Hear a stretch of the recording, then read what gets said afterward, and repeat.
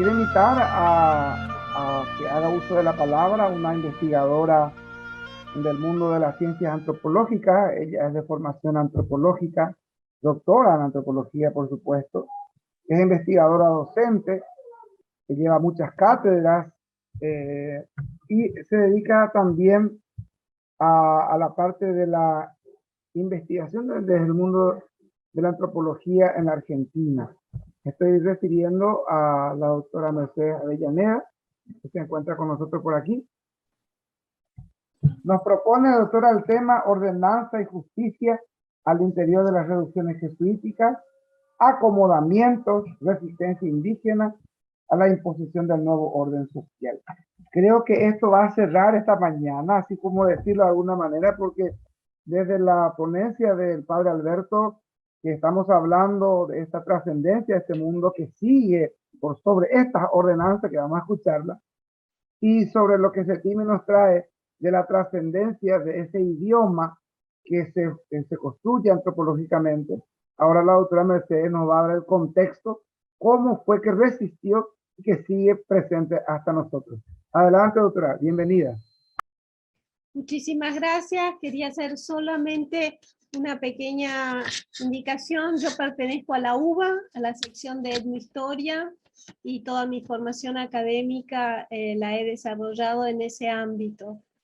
Bueno, muchísimas gracias a la Fundación Tierra Sin Mal por la invitación. Muchísimas gracias también a Germán Vaquero por rescatarme para poder estar hoy acá.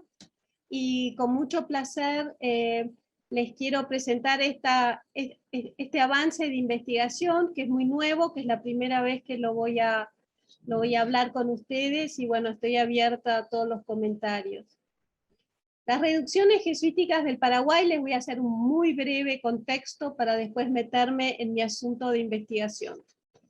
Y Río de la Plata, en tanto comunidades emergentes, comunidades que van a emerger, en un amplio espacio de frontera en disputa, permitieron a numerosos pueblos indígenas y a sus caciques concentrarse en nuevos poblados a principios del siglo XVII.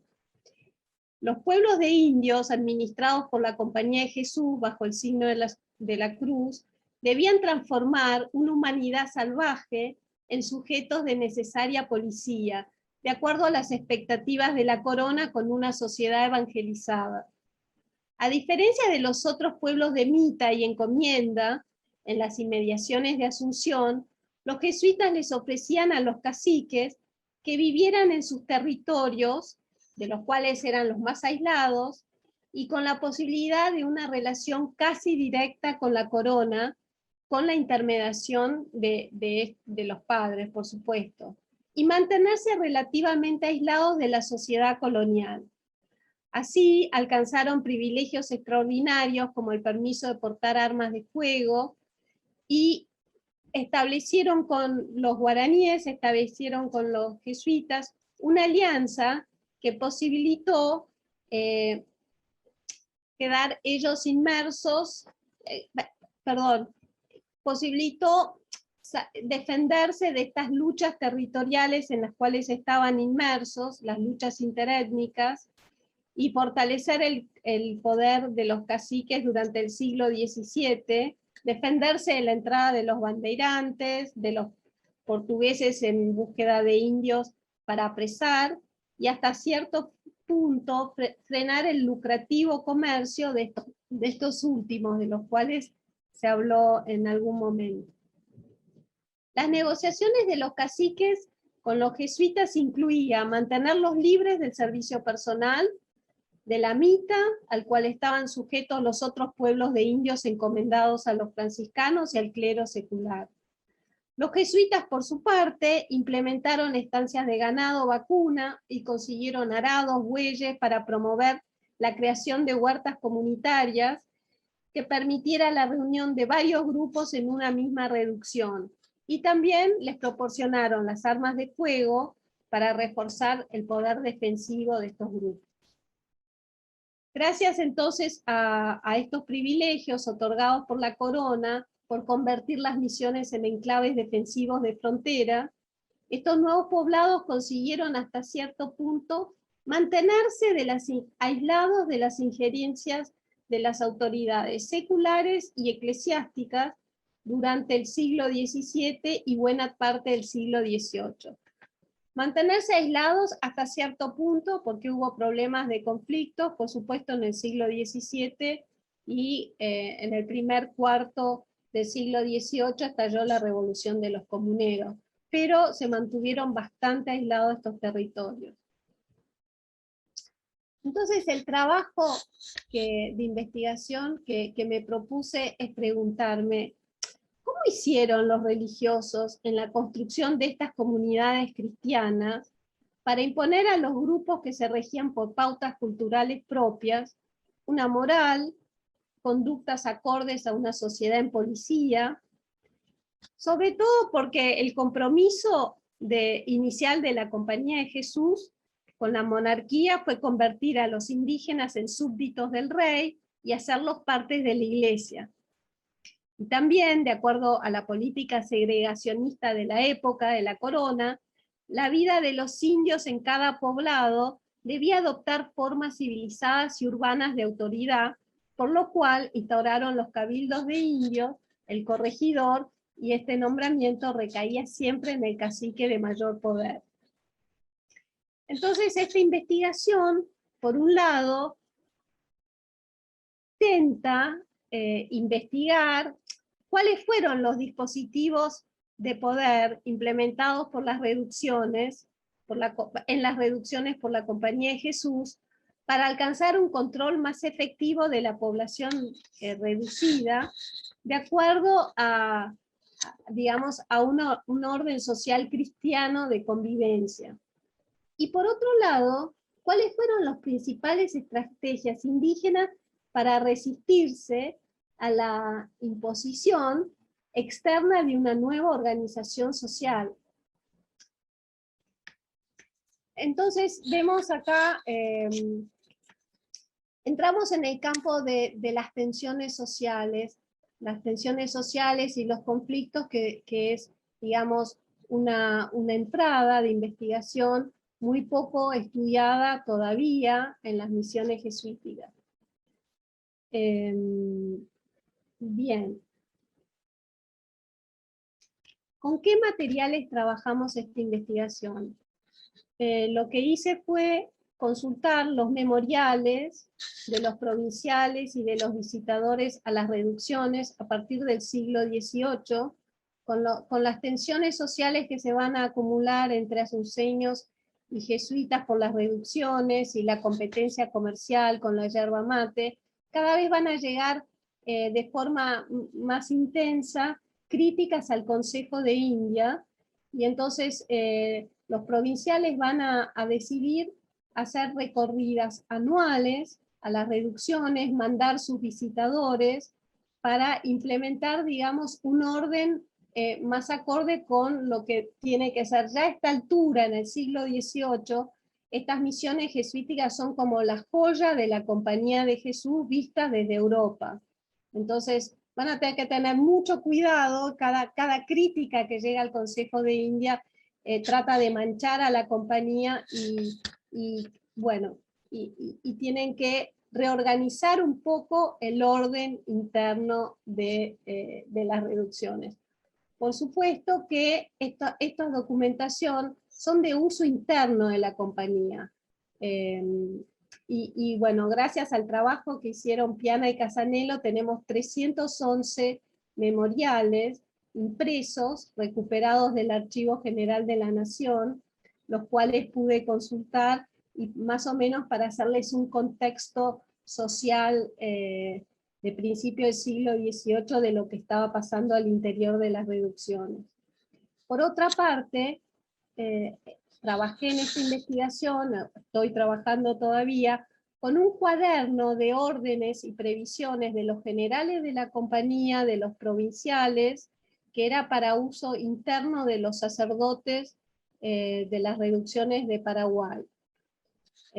Era como, imagínense, en una recopilación de ordenanzas, como existió la recopilación de ordenanzas generales de todos, digamos, las cédulas reales, está la recopilación de las cédulas reales. Acá los jesuitas lo que hicieron fue ir recopilando estas ordenanzas y exigiendo que los curas de cada doctrina se rigieran por lo que ya estaba pautado. Entonces también es un documento de circulación interna de Juan Magnus Molnar, que fue un gran historiador de la Compañía de Jesús. Decía, hay que leer estos documentos y porque son también una fuente de datos muy importantes, ¿no? Así que bueno, hemos puesto manos a la obra y de alguna manera creo que el análisis de estos documentos, que son de exclusividad interna de la compañía, permiten reconstruir algo muy importante: la dinámica de los procesos de adaptación y cambio de la población indígena, por un lado. Y por otro lado, en paralelo, los mecanismos de disciplinamiento social que van a tener que imponer los religiosos a principios del siglo XVIII. Hay mucho descontento con las reducciones, con lo que está pasando adentro, con el relajamiento de los curas, con los indios también, con el tema de los matrimonios, que es otro gran problema. Nosotros hemos realizado una investigación con Lía Quarleri sobre el tema de los padrones de India, y lo que hemos visto es que en el siglo XVII existe, y a principios del siglo XVIII, existe y permanece en la cultura indígena el tema del recambio de mujeres. Cuando la mujer deja de ser fértil, el hombre tiene que tomar una mujer en edad fértil, y entonces a principio del 18 va a haber un montón de viudas, de mujeres solteras en las reducciones, que van a traer también un gran problema.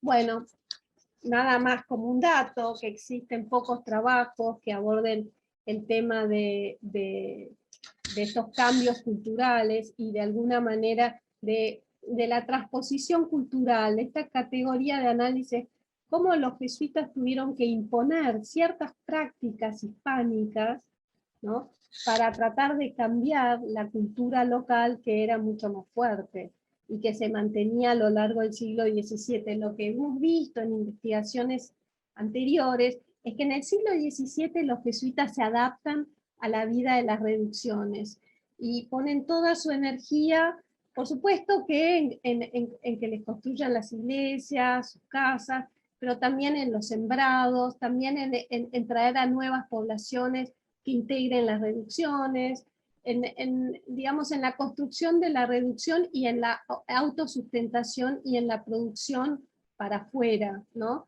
que es donde consiguen todos los beneficios y todas las exenciones impositivas para la yerba mate, empiezan las producciones para el mercado externo, para una forma de autosustento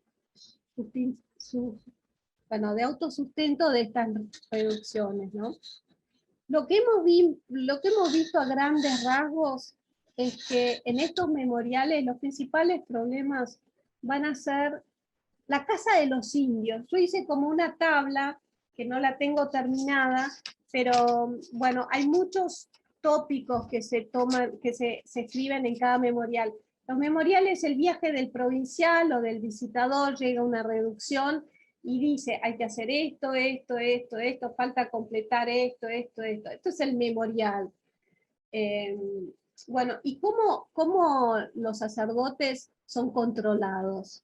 En realidad, la organización interna de estas reducciones lo que hace es que hay un padre superior para todas las doctrinas, nombrado por el provincial, que tiene a su vez 4 asesores para las reducciones de Paraná y 4 asesores para las reducciones de Uruguay, que tiene que viajar anualmente una vez a cada doctrina, quedarse 4 días, y lo primero que tiene que hacer es revisar los memoriales si los sacerdotes lo han cumplido, después ver las conductas de los sacerdotes. El sacerdote siempre está con un compañero que puede ser ordenado o puede ser en vías de ser ordenado. Entonces, si hay conflictos entre ellos, tiene que averiguar eso. Después, el tema de los castigos y de la justicia es el superior de las reducciones que tiene en sus manos. ¿Cuáles son los castigos para los hechos de más gravedad? Y en las manos de los sacerdotes, de los doctrineros, está el castigo de menor gravedad. Ahora vamos a ver estos dispositivos de poder, cómo se organizan.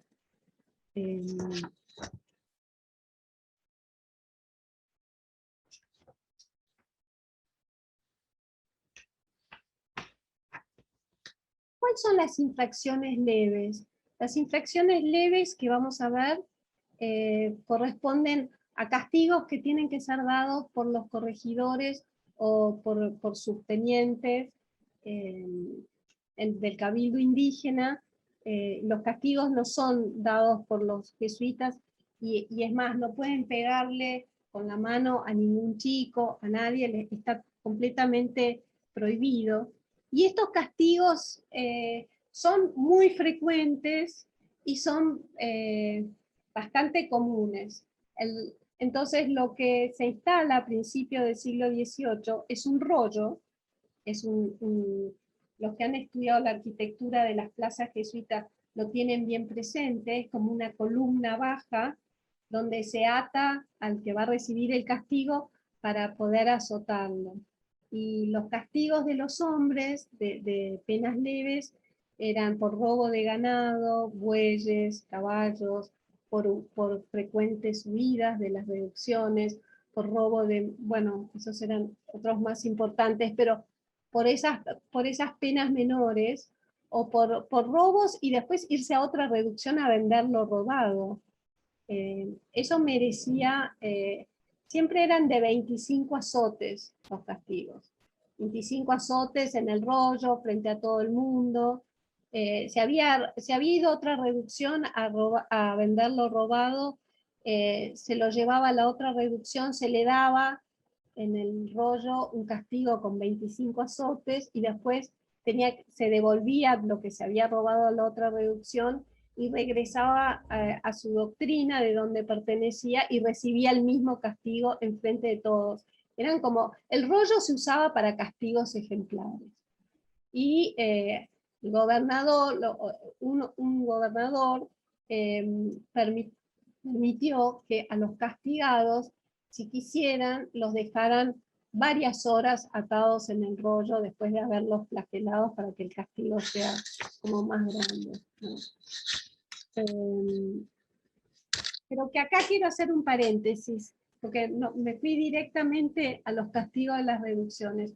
Otras cosas que, además de los robos, lo que creaba tensiones sociales en las reducciones, bueno, hablamos de la abundancia de mujeres y de las conductas sexuales que trataban, o sea, ya en el siglo XVIII los jesuitas van a buscar el matrimonio monogámico, el matrimonio canónico, que tengan prácticas sexuales que sean acorde a lo que pretende la Iglesia, y esto va a crear varias tensiones. Si bien la creación de la cárcel para hombres a las afueras de las reducciones no provocó, digamos, mucha resistencia, la cárcel de mujeres sí. A principios del siglo XVIII vamos a ver que los provinciales, a partir de 1709, en todas las reducciones van a dejar órdenes muy precisas para que se construya el Cotiguazú, una especie de casa de recogimiento, que tiene una parte que es una casa de encierro de mujeres. Es un tema muy delicado para la compañía, y allí es donde se van a tener en grillo o encarceladas en un sector aparte las mujeres que se fugan reiteradas veces, las mujeres que tienen conductas sexuales no apropiadas, hasta que cumplan su pena, se arrepientan y, bueno, quieran volver con su núcleo familiar. Las más resistentes, las mujeres que se van a fugar muchísimas veces, y que hay que entender que muchas de las mujeres que se incorporan a las reducciones se incorporan por la fuerza, para un poco por intercambio con los grupos infieles, porque estamos en un territorio donde hay muchísimos distintos grupos que viven, que tienen sus rancherías, y las milicias lo que van a hacer es una vez al año, 2 veces al año, es hacer un recorrido y tratar de integrar por intercambio, por la fuerza, a mujeres y niños dentro de las reducciones. Esta fue una práctica recurrente durante todo el siglo XVII, y el gran crecimiento demográfico de las reducciones se debe, en primer lugar, a esta práctica, en segundo lugar, a este recambio de mujeres y esta, digamos, continuidad en la fertilidad de las familias reducidas. Todo esto tiene que cambiar en el siglo XVIII y empiezan a haber tensiones sociales muy fuertes. Entonces el Cotiguazú va a ser realmente una institución que van a tratar de imponer los jesuitas, y lo van a llegar a imponer hasta cierto punto, con lo cual ya para la expulsión de los jesuitas y antes también, estas casas nunca van a estar terminadas de hacer, nunca van a ser lugares, digamos, seguros, y donde pensamos que muchas veces las mujeres se iban, se fugaban, y bueno, era un lugar básicamente de reclusión femenina. Después, lo que creaba muchas tensiones dentro de las reducciones eran los jóvenes que no tenían suficientes mujeres de su edad, por este recambio matrimonial que había. Entonces muchas veces robaban las mujeres y se escapaban de las reducciones, o se escapaban de las reducciones y se iban a vivir a otra reducción donde tenían parientes. En cada reducción había mucha movilidad de los indígenas, y empezaron a haber pautas para tratar de limitar la salida y el traspaso de tanta gente, ¿no? Bueno, vamos a adelantarnos un poco.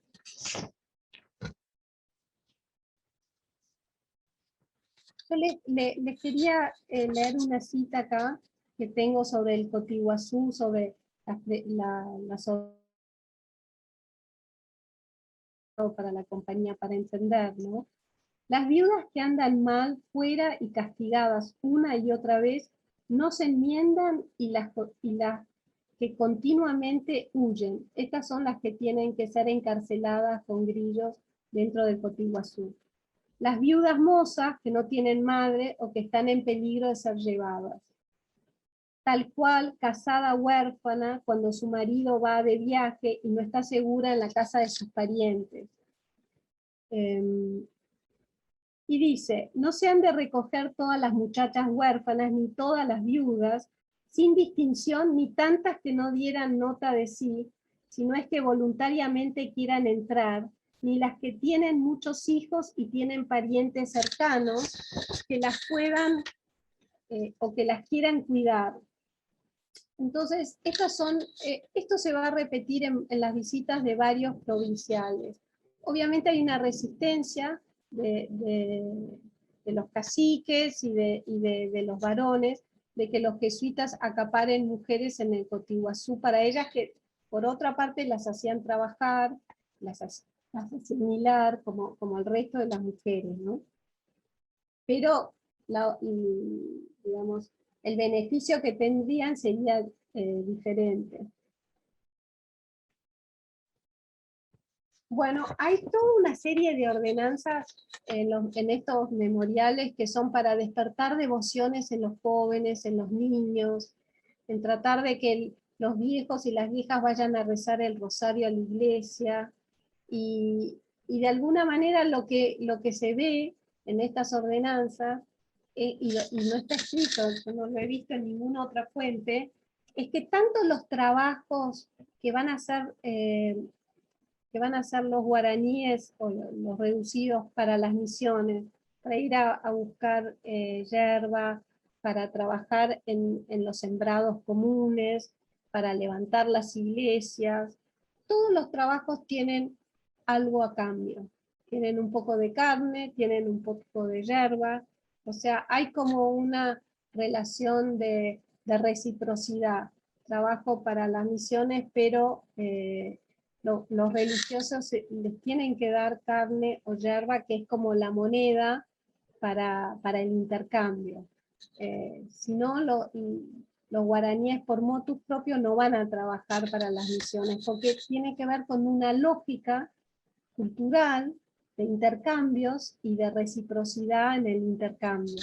Entonces, el domingo siempre las ordenanzas son iguales, tienen que repartir la carne afuera de la iglesia, después que se dice, digamos, se dice misa a los que fueron, a los que van a rezar el rosario también se les tiene que dar carne o yerba, como dijimos, y bueno, y así está todo pautado, digamos, casi la religión es también un intercambio, si lo vemos de esta manera, siempre hay algo a cambio.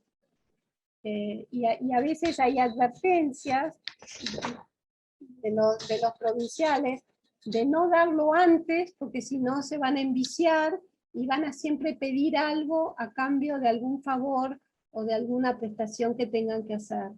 Eso es bastante interesante. Todo este tema no está demasiado investigado, por eso estas fuentes y estos materiales están buenos, porque obviamente que en la organización social de las misiones del padre Pedro Hernández hay que escribir una historia de las misiones del Paraguay, donde, digamos, estos relatos que son no tienen que aparecer, tiene que aparecer otro tipo de relato. Por eso estos documentos son riquísimos sobre todo para qué hacía la gente, por qué hacía la gente lo que hacía, cuál era la lógica que estaban usando, y cómo lograban, porque esto no desmerece a los religiosos, cómo lograban los religiosos, digamos, acercarles el culto, el evangelio, cómo lograban ese intercambio que era a todo nivel, ¿no? En todos los órdenes, ¿no? De la vida. Pasando de lo que genera tensiones, que por último, no sé si es un poco desordenada, si no lo avancé, hay un momento dado que por causa de las movilizaciones intensas de las milicias, no solamente para Colonia y Sacramento, sino por la revolución de los comuneros, que van a movilizar muchísimas milicias de las reducciones durante 15 años, y 5 años de forma permanente, que va a coincidir también con movilizaciones para la construcción de Montevideo, la defensa de Colonia y Sacramento. Va a haber una insatisfacción muy grande en las reducciones, y va a haber muchas fugas.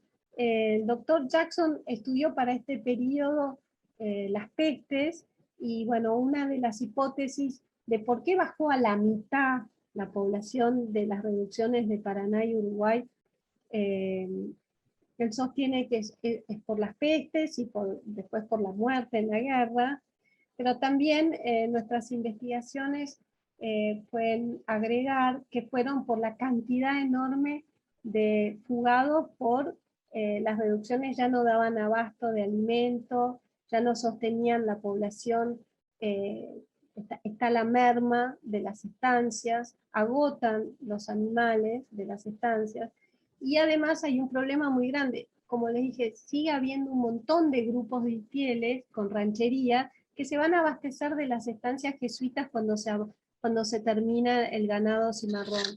Entonces, en esta época precisamente es cuando los provinciales van a pedir que sea necesario que salgan varias tropillas de indios en un número competente y bien armados, a donde si se sintieren indios fugitivos y montaraces, o sea, infieles, acogerlos que se pudiera o ahuyentarlos, yendo algunas veces con algún padre o un hermano.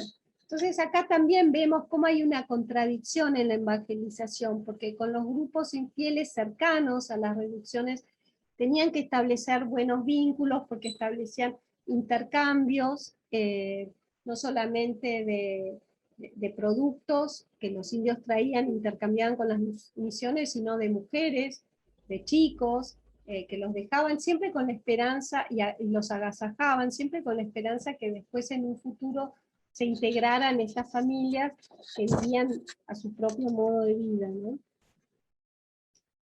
Entonces, realmente tuvieron que ajustar estos dispositivos de poder. Y había ordenanzas que los corregidores no puedan castigar por faltas graves, y sí que no puedan castigar en sus casas o en algún lugar donde no estuviera observando el sacerdote, porque muchas veces con los castigos sucedía que por ahí alguien de una parcialidad enemistada con otra caía en manos de un corregidor que le infligía castigos desmesurados, porque siempre había tensiones también entre las distintas familias, ¿no? Y esto trataban de evitarlo. Entonces, la falta menor... Doctora, perdón, hay preguntas para usted, y para no corrernos muchos en el pasaje, tiene tiempo todavía para cerrar, pero le pediría un poquito de síntesis para dar espacio a las preguntas que ya hay para usted. Desde el inicio está el doctor Robert Jackson queriendo preguntar e intercambiar con usted. Quiero solamente, para cerrar, esto ha sido como un panorama, disculpen si ha sido un poco desordenado, pero los graves delitos eran asesinato, envenenamiento y fugas reiteradas. Y estos llevaban la pena de 10 años de prisión en Grillos, y cuando la persona no se enmendaba, estaban amenazados por los doctrineros de entregarlos a las autoridades competentes que les iban a dar una sentencia de muerte. Entonces tampoco le decían cuánto duraba cuánto era el castigo en años, cuánto iba a durar, no tenían una noción del tiempo, y el único que los podía sacar de la cárcel eran los provinciales, que podían, digamos, abogar por acortarles la pena. Bien, con esto cierro. Los jesuitas crearon en sus reducciones un sistema de justicia totalmente autónomo de la jurisdicción ordinaria, y tenían sus reglas no solamente para los indígenas, también para los sacerdotes había reglas muy estrictas. Bueno, esto es una investigación en proceso. Les agradezco muchísimo que me hayan escuchado y disculpen por la desprolijidad de la exposición. Gracias, doctora. Le vamos a dar la palabra primeramente al doctor Robert Jackson, que pidió al inicio ya de la exposición de la doctora. Sí, gracias. Muy interesante, Mercedes. 3 comentarios. Primeramente, tu investigación podría enriquecerse con un enfoque comparativo, y tengo en mente, en enero de este año publiqué un nuevo libro sobre las reformas borbónicas, los cambios en las misiones en las fronteras, en Río de la Plata, igual que en Norte de México. Y esos temas, por ejemplo, de las normas familiares, del problema de la sexualidad que tienen los misioneros con los indígenas, desarrollé en gran forma en este libro para las misiones de California, que establecieron los franciscanos a partir del año 69. Pero al mismo tiempo hubo reformas en las misiones jesuíticas de Baja California. Entonces, ahí creo que puedes ver y enriquecer tu investigación más en este enfoque comparativo. Luego, 2 comentarios más. La crisis de hambruna de que hablaste muestra muy claramente el límite del control que tenían los jesuitas y el límite de lo que pueden hacer para la población indígena. Los guaraníes fugaron, y en los cartas anuales los jesuitas dicen, pobrecitos, pero no estaban haciendo nada para aliviar la hambruna, porque no tenían la capacidad y los recursos para mantener a la población. Y ese es como un punto de referencia a esta tontería que escribió Julio Tariel, de que los jesuitas estaban manteniendo a los guaraníes. Es absolutamente absurdo. Entonces, este momento de crisis da enfoque a las limitaciones del control social.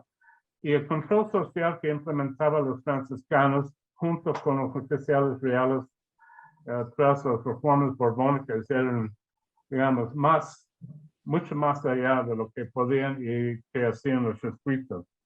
Luego, un punto más, y te mandé los artículos al chat.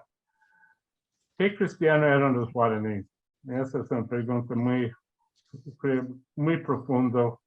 Y en México, hasta las misiones del norte, en la frontera, hay mucha evidencia de que cristianos no eran.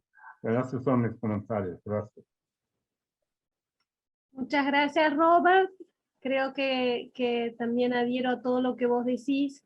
Voy a dejar mi mail en el chat antes que se cierre para que me puedas mandar estos documentos al mail, que me va a ser más fácil tenerlos.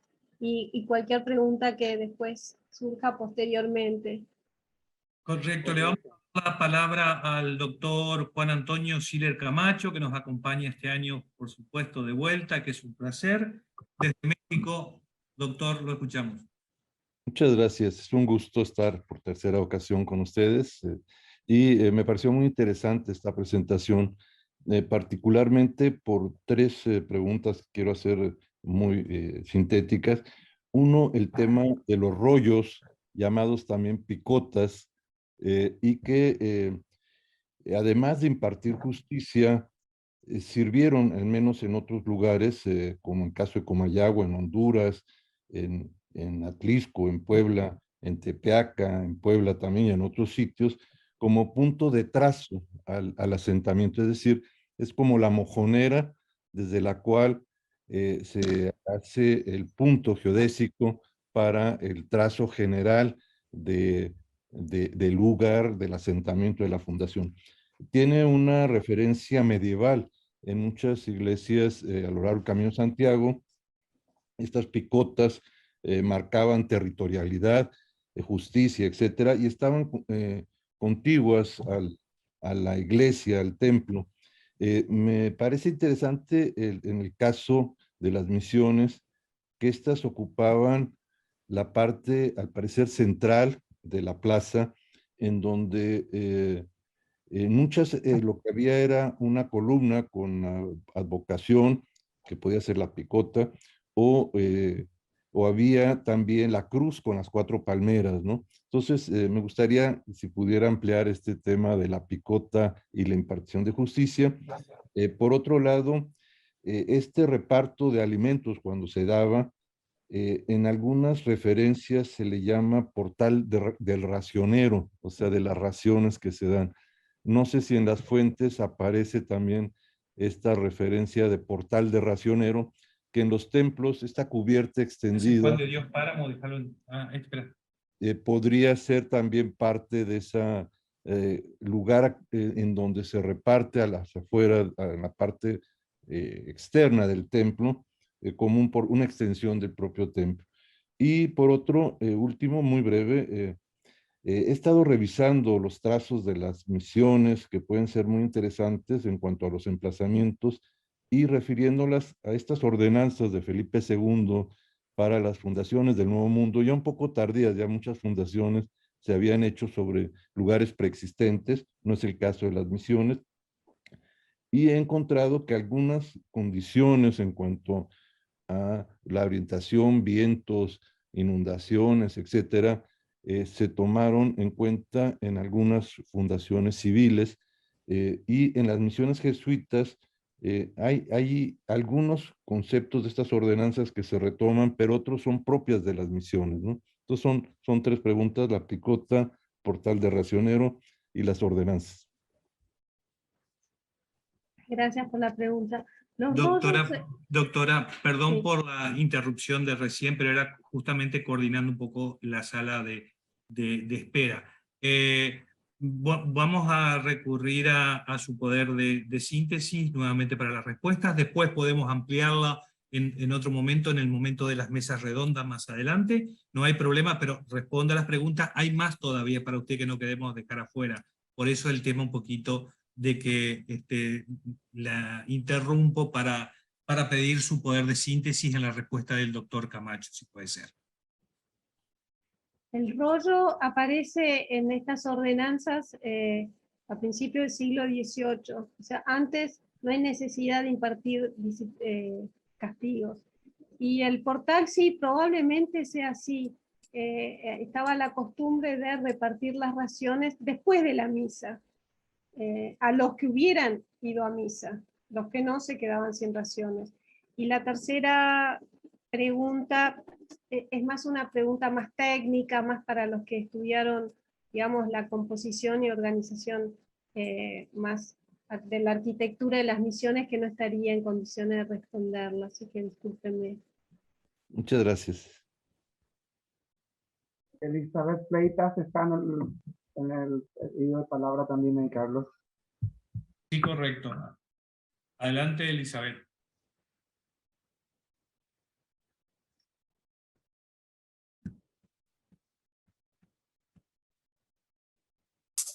Hola, buenas tardes. ¿Me oís? Sí, perfecto. Vale. Estoy desde España. Un gusto compartir con ustedes y las exposiciones que se están haciendo.